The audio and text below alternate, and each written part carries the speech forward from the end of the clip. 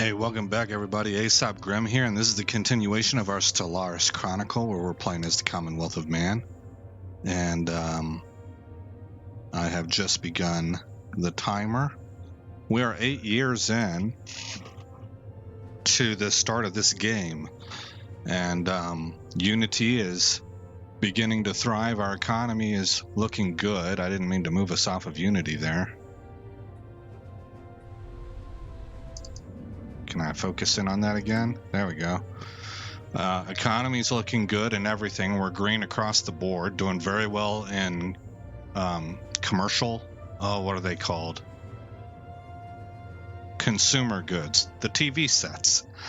And we need to plus up on alloys, but we have an alloy foundry building right now. We've sent 4 scientists and their crews off on career-long missions, which they are performing right now. And we'll take a look at that. We do have a star base that has been upgraded, and we're going to turn that into a defense platform, a bastion, to keep this empire out. We'll take a look at them in a minute.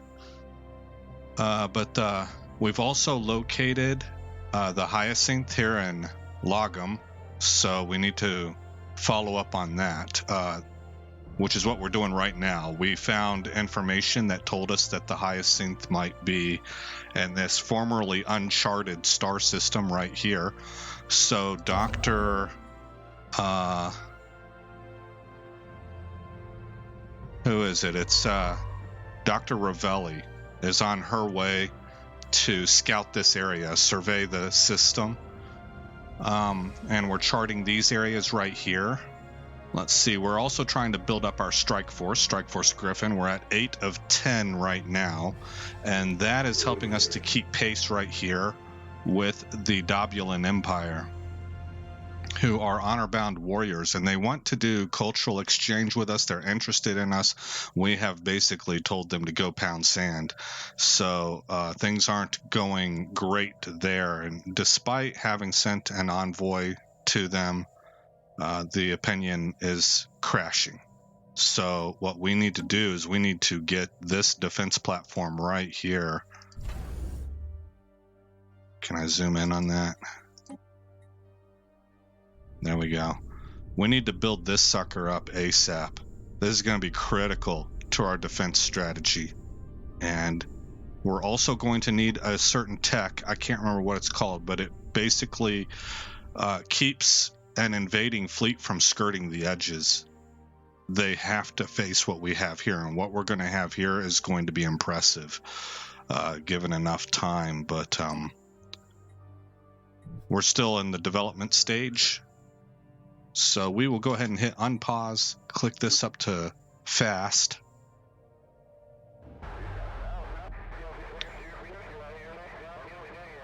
And there we go, Hyacinth found. We have located the Hyacinth. The Great Ark ship is parked in a stable orbit over Nicor 3. No power signatures have been detected from within its hull, and we are not picking up any distress beacons. An armed boarding party should be sent to investigate the ship's interior. Gear up. New sitrep. Okay, so pause it. Open up our, I think it's the situation log, and hunt for the Hyacinth. Board the Hyacinth is available. We need a science ship. Well, I think we already have a science ship there. Yes, we do. Research project. Okay.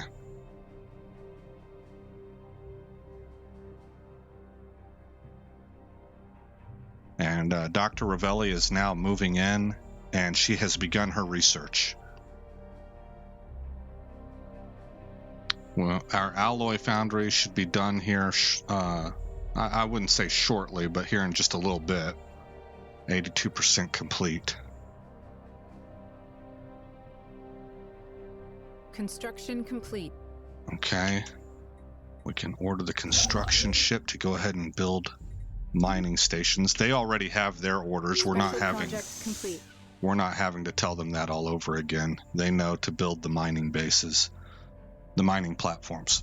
Okay, Hyacinth boarded. Our boarding party has returned from the Hyacinth with a gruesome report. Human remains an amount consistent with the Ark ship's entire complement of 250,000 colonists were found on board.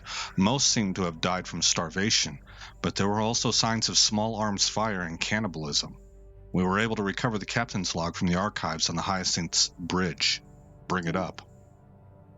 Okay, now this is going to take a little bit, guys, so feel free to skip forward if you've seen this all before, but I do want to go through this. Ark ship Hyacinth ISA 06, United Nations Ulysses Initiative, Officer Logbook, Captain Ronald F. Gunderson, accessing data, corruption detected, attempting repairs, 4 log entries successfully retrieved.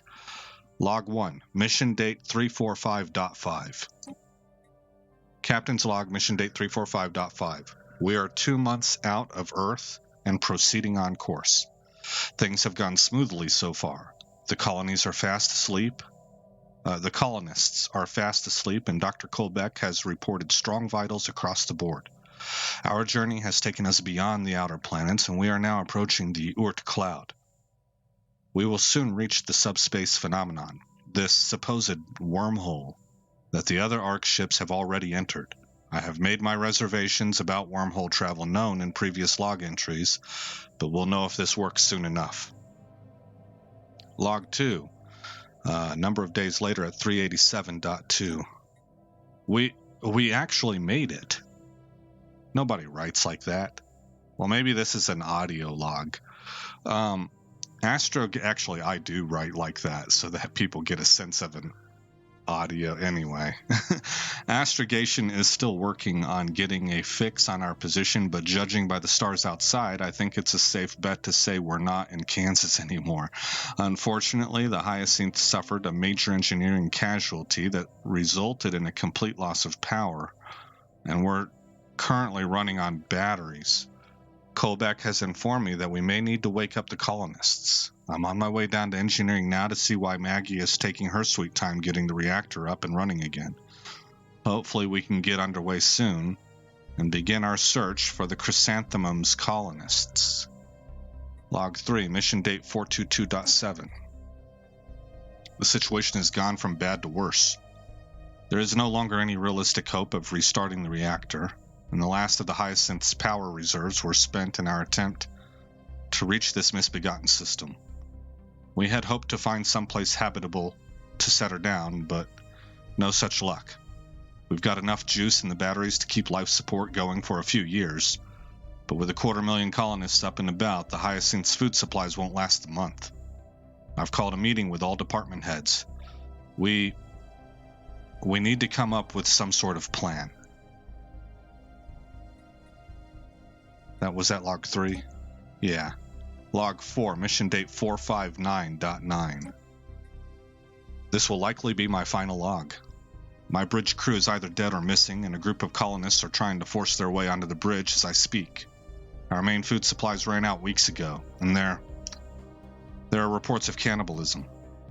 I kept a small stash of food for the crew to keep the old girl running a little while longer, hoping for some kind of miracle, I guess.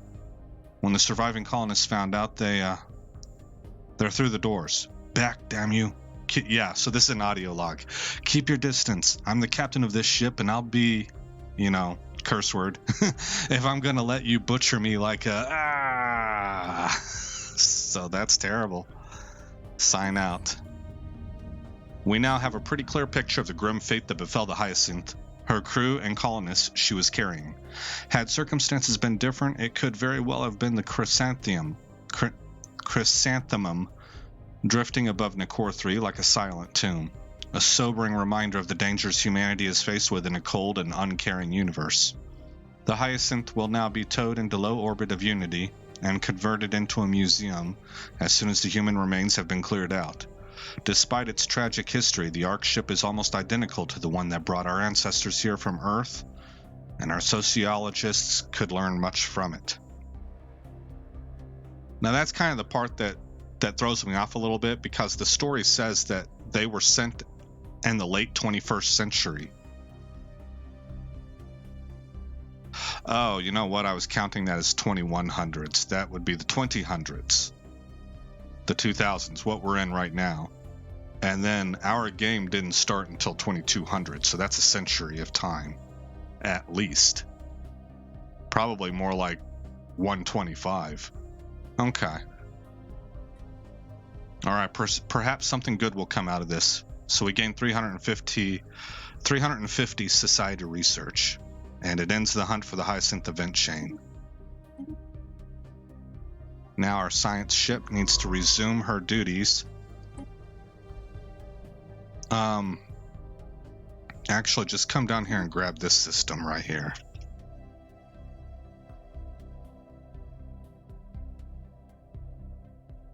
We're at 91 alloys. We're close to finished with this. They're at 99% and done. So once this ticks to the new month. All right, we're at plus 20 now. That's 124. How many? We need 186 to complete getting to 10 corvettes. 186. Okay, well, we're coming up on that pretty quickly.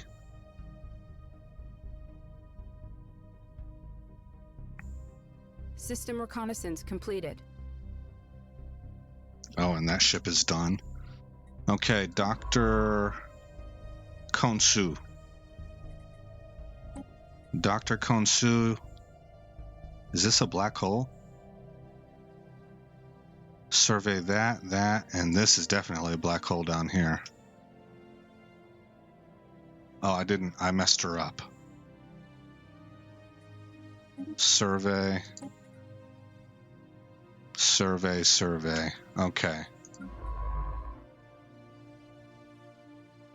Oh, pretty. What do we got here on the edge? Shorax 4. Wow, man, this is actually really nice looking. Look at the fog. We got astral dust up here. This is going to be interesting to look at once we've surveyed it and uncovered everything.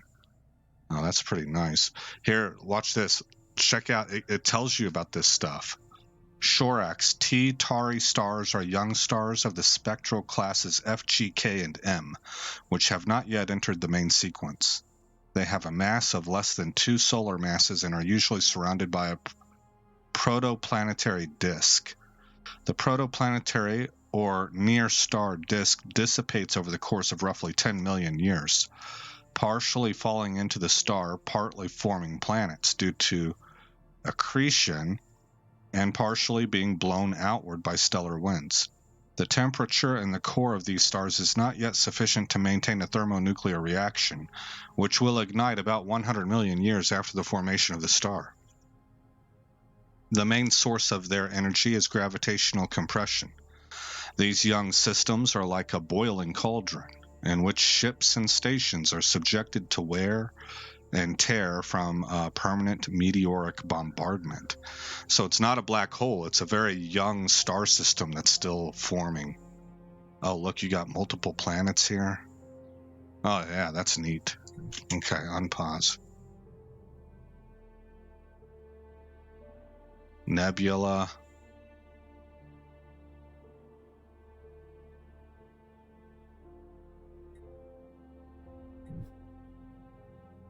Then we got a black hole right here.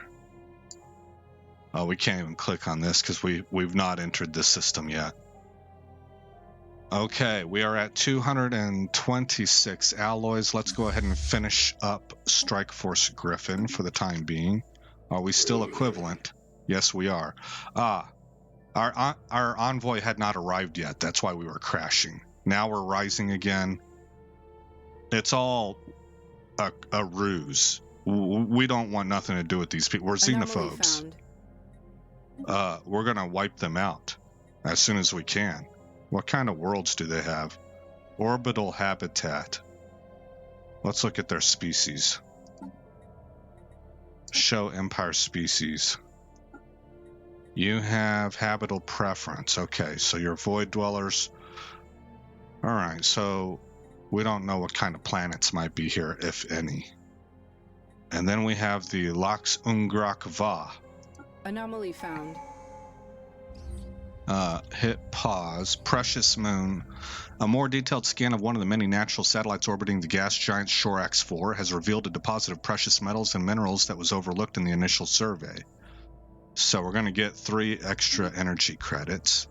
We do want to research this project. And who are you guys? Are you guys subservient to the Dabulans or something? Reptilian, they have a tundra preference. Yeah. Chattel, I don't remember, is it chattel? I think it's pronounced chattel slavery. I always want to say chattel, but I believe it's pronounced chattel. Okay, we have traditions available. Let's increase to boldly go. Survey speed is increased 35%. And the science ship disengaged chance is also increased 50%.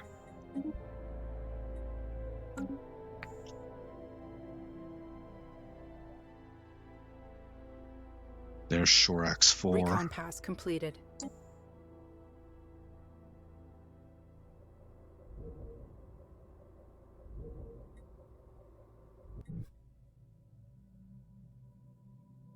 Koharu Sasaki, a local official from Unity, has impressed visiting human officials with her leadership abilities and good governance record. They have put her name forward to be given higher responsibilities within the Commonwealth of Man's governance structure. However, she is beloved by Unity's population, who would be sad to see her go. Well, if we hired her, we would gain a level 2 governor with the traits talented and intellectual. That's pretty nice. We do already have a governor. Architectural interest. If we say she is of more use to Unity, Unity gains capable official modifier, reducing building cost and increasing happiness. Let's just say she is more used to Unity. We don't need another governor right now.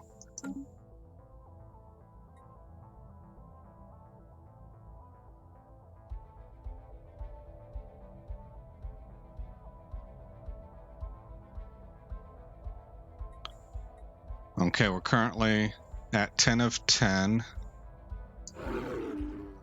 Everything's equivalent. I think we can go ahead and begin upgrading this starbase. So what we're going to do is we're going to put missiles on this, because what I have read is that missiles combined with scout craft, hangars, which I have on the defense platforms if you recall, are really strong early game. So we're going to run with that. Now I have to make a choice here. Do I put a crew quarter up? I think I'm going to go with a comm jammer. We're going to reduce enemy sublight speed by 20% and also reduce their combat disengagement chance by 20%. We want to make this as intimidating as possible. When you're weak, appear strong. Okay, we got this machine here that's doing a countdown. It's like an atomic clock or something. Yeah, atomic clock. And it's going to run out of time in 879 million years, I guess. No, 42 years and 3 days. So I always say it's a bomb. Destroy it. The capsule is full of innocent-looking wires, any one of which could be rigged to set off a weapon of mass destruction so potent that it would wipe out the entire galaxy. The crew will snip them all. And we're going to gain 250 engineering points. I think I said keep an eye on it once, and it ended up blowing up my homeworld. So I'm like, nah, I don't do that anymore. I'm sure there's a certain percentage chance of you getting a good thing, but I just don't ever mess with it. Don't worry about spoiler alerts. If you know what happens, if there's a good side effect to that, let me know in the comments. I guess I could Google that also. I've never done it. I've never checked. I'm just saying if you want to talk about that, don't I'm not sitting here trying to be like, no, don't tell me. I don't want to know. You know, I don't care. I'll read your comment and be interested in it.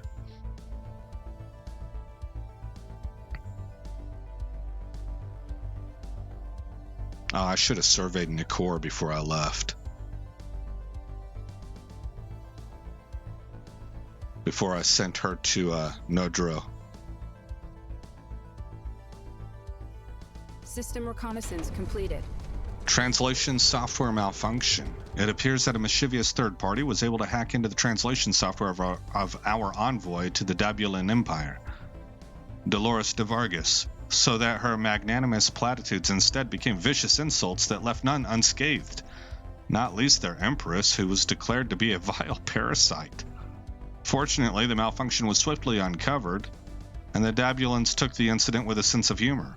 Indeed, recordings of the inappropriate human envoy are circulating widely, causing much mirth among their people, a noble contribution to Dabulan society. Well, we are playing our hand well, aren't we? Because we absolutely have their destruction in mind. Dabulan Empire's opinion of Commonwealth Man changes by plus 25. All right, man. We're hustling you.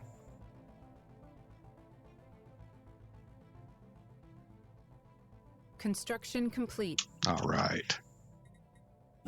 We will now... Oh, there's our planet there. It's about time. The very last place it gets looked at, of course. We're going to go ahead and move here, because that's what we're going to grab next. Rubicon System. We have discovered a large number of unfriendly vessels of unusual design patrolling the Rubicon System, which is filled with old battle debris, provisionally named Rubiconids. They appear to be primarily concentrated around a dense asteroid belt, as if they are protecting something. Well, we should monitor that situation. Science ship reports enemy contact. And we are evading hostile fleet. We've encountered hostile sky tyrants. This is Dr. Kansu. Holy smokes, that's a lot. Yeah. Get out of there, Doctor. Is anybody coming for you? System reconnaissance completed. Oh man, I think she got nuked. There were 3 planets in here too. She'll appear again eventually. I'm surprised we didn't just completely lose her. I guess she was able to disengage. Okay, this science ship is done. Let's go get Nikor. And the construction ship can change orders to build starbase.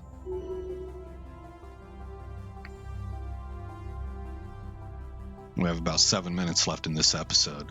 This game is so... It's fun.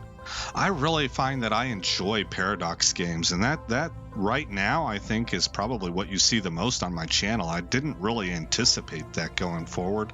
I kind of thought there'd be more Skyrim and stuff, and I like Skyrim too, but Skyrim's such a pain in the neck to install. And every time I get done playing it, I uninstall it because it takes up so much room on my hard drive, and I want to keep other games. But Paradox is the one that I keep coming back to. All these Paradox games, even though I'm not good at them. I like Crusader Kings. I played a lot of Crusader Kings 2 in the past. I now have CK3. I'm actually recording a series right now in the Iberian Peninsula, and I want to know how to play EU4, so I'm streaming kind of a Let's Learn sort of series right now, trying to just sort of putting it out there publicly so that people... Anomaly found. I find that people will jump into streams if you advertise, hey, I don't know how to play this game. Do you want to help me learn? That people kind of, they're down for that. You know, they enjoy it. And I guess that makes sense. I enjoy sharing my knowledge with people too. So I'm doing that. And then I've got Stellaris. And I've taken peeks at Victoria before. And I've looked at... Hearts of Iron is probably actually the flagship program for Paragon. I've said before I think EU4 is, but it might be Hearts of Iron. But anyway, Crusader Kings is actually the most popular, but I've taken peeks at those games as well. And these games are hard and they're very complex, and I feel like a lot of times I feel like they're quite beyond me. I don't really think of myself as super smart or anything. I don't think I'm dumb. I don't see myself as being a math whiz or genius or anything like that. And these games feel like you kind of need to be those things. But that's probably most of us, right? These games are pretty deep. Oh yeah, you're the one that returned here. Okay, well, I'm gonna send you, I think I originally had you mapping out down here. In fact, let's survey this and then survey this, and then we'll send her to the black hole if nobody else has gotten there yet. Oh yeah, that was gonna be her. Yeah, so we'll send her there now. So that'll be her leg. That's Dr. Konsu. This is Dr. Yamashita. Construction complete. And this is Dr. Science Ravelli. Division report success. Okay, pause it. Construction. We can go ahead and build mining stations, and we can colonize this world. What do we got here? We have crystalline caverns. That's going to allow us to put down a crystal mine. These are good. These are good to have. It's nice. That's what's referred to as what? A rare planetary feature. Okay, so we are a 14 tiler.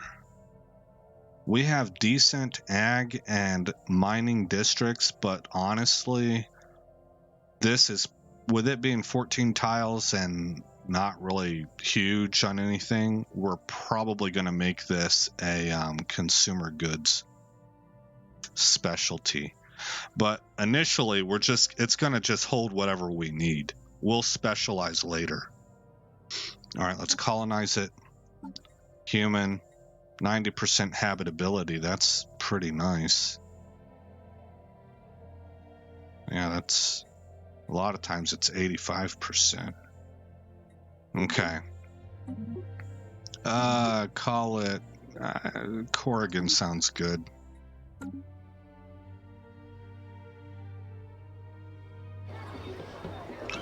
Oh, we found a civilization. Now we don't like aliens, so we might have to send a welcoming crew for them. Welcome to the grave, kind of stuff. This is gonna be grim. Like we're xenophobes, man. We're gonna annihilate species. We're not even trying to, we don't see any value in them. We don't even want them in our fields or our mines, which would be bad enough. But we're like, no, we got droids.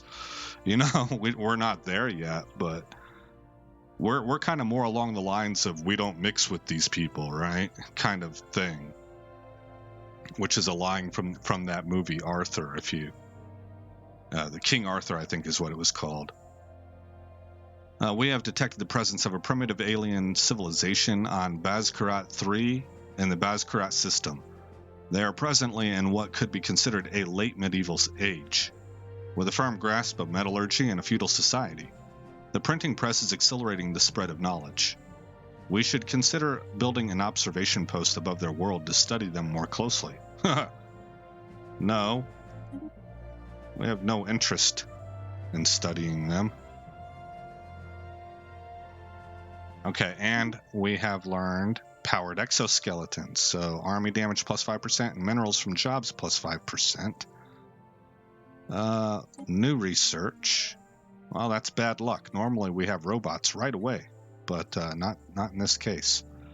So between these three options, typically I go with the lowest number, but I would like to have improved Corvette hulls. So we're going to grab that. And it's going to take her 115 months. Dr. Yamada will take 115 months to research this. We're 16 months away from pop growth speed. Okay, we have 108 alloys.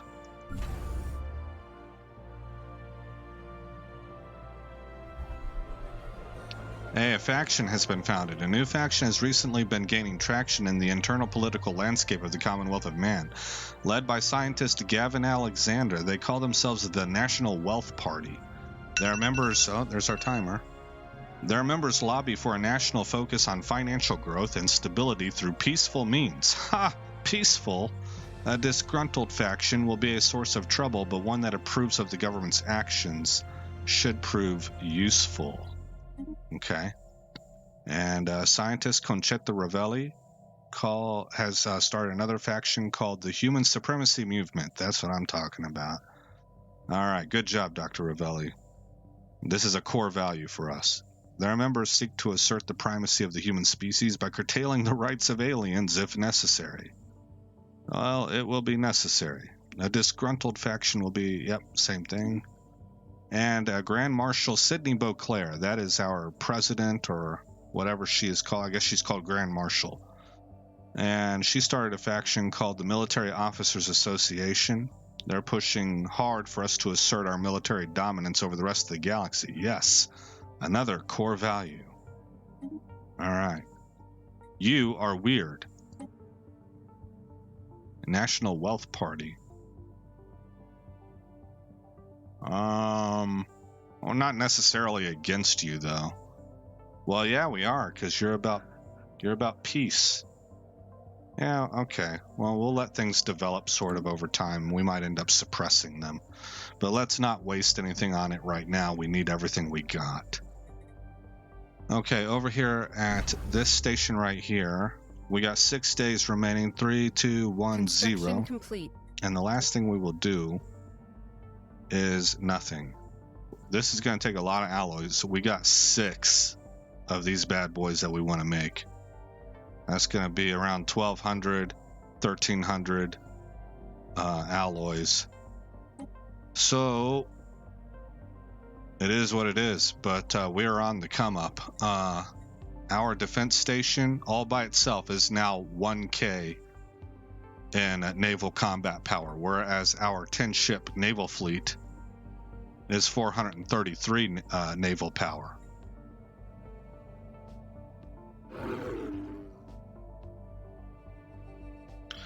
Somebody has said, somebody I was watching on YouTube, it might have been Colors Fade Gaming. No, you know what? I think it was Republic of Play. Said that a good way to gauge the strength of empires relative to each other is look at the pops. So they've got 39 right now, and we've got 32. So they're probably slightly ahead. The more pops you have, the more resource production you have across the board in all these areas, right? So anyway, let's go ahead and save it. We are in the year 2211, early February 2211. And this is what things look like. We're progressing well. Probably our next, after we get this system, and well, we've already got this system. So after we get this system, I think we'll be pushing for right here. And we'll get a bottleneck to that. And that might be where we wind up stopping. We may push to here, thereby grabbing all of this. The thing I want to avoid is getting into where you turn one bottleneck, like this, one bottleneck, into 2. Where you can see a line right here. That means we'd have to cut there. We'd have to cut here. We would need defense stations like this. Here, here, and here. So you turn one bottleneck into 3. I don't want to do that. So if I can expand while keeping a 1-to-1 ratio, that's kind of what I'm aiming for. So we'll see how it goes. But we are saved. It's February 2211. We're green right now in our economy. Things are looking pretty good. Sydney is champion of the people and an explorer. We have an expansion of fleet expansion. That's part of why things are so cheap. And